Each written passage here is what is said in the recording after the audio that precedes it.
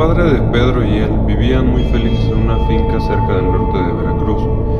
El padre de Pedro era administrador de un poderoso ganadero de Pánuco. El trabajo de acarrear el ganado era algo pesado.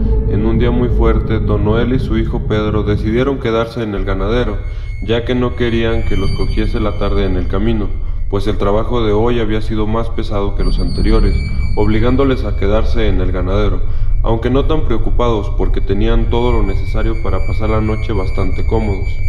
Los ayudantes, Pedro y don Noel, decidieron cenar haciendo una fogata en el lugar, conversando sobre todas las actividades que les deparaba la semana entrante. Pero Pedro captó algo muy extraño mientras ellos conversaban. Un fuego iba y venía en el potrero, algo aterrorizante. Pero don Noel y los demás, lejos de estar despavoridos, estaban sonrientes. Todos apoyaban la teoría de que ese fuego punzante que iba y venía pertenecía a brujas que se paseaban por el lugar. Ya era costumbre que los molestaran a esas horas, en especial en aquel lugar solos donde muchas ánimas les encanta pasear a esas horas de la madrugada.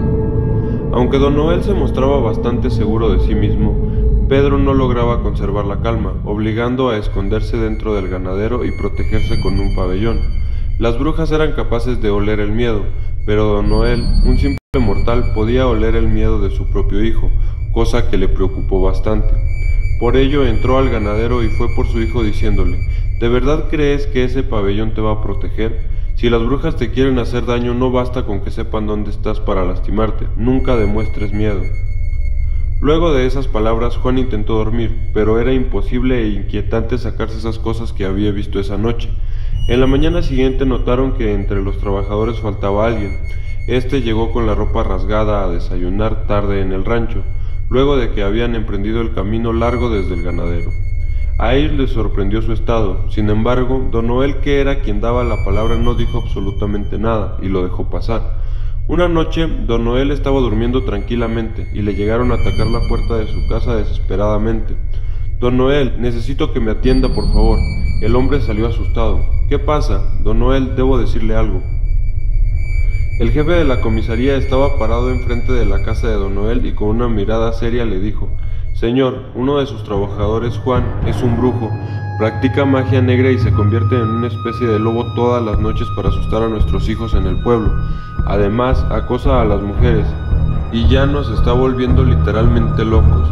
Le exigimos que lo despida y lo mande bien lejos de este lugar, o usted deberá enfrentar los daños que el hombre está causando». Don Noel se rascó la cabeza y le dijo al comisario: «Déjeme dormir y me paso mañana temprano por su oficina».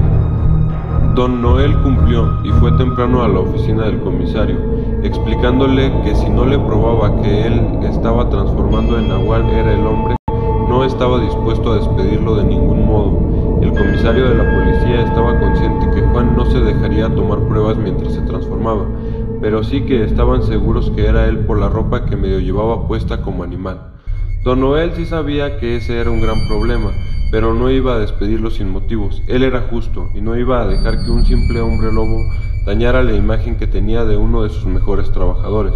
Sin embargo, la gota que derramó el vaso para don Noel desafortunadamente le ocurrió. El Juan destruyó todo el trabajo que él mismo había hecho el día anterior. Lo peor es que dicho trabajo lo cobró ese día y se embriagó tanto que se fue a su casa a dormir. Tanto le indignó a don Noel esto que fue por su escopeta y se marchó a la casa de Juan para propinarle la muerte. Don Noel tiene una mano justiciera demasiado severa. Qué gran sorpresa que al llegar a su casa se encontró con el comisario y un montón de gente a las afueras de la casa de Juan. No estaba ni siquiera en casa, pero don Noel notó a lo lejos entre los matorrales se estaba ocultando. Fue el único que lo vio mientras los demás estaban quemando la casa de Juan.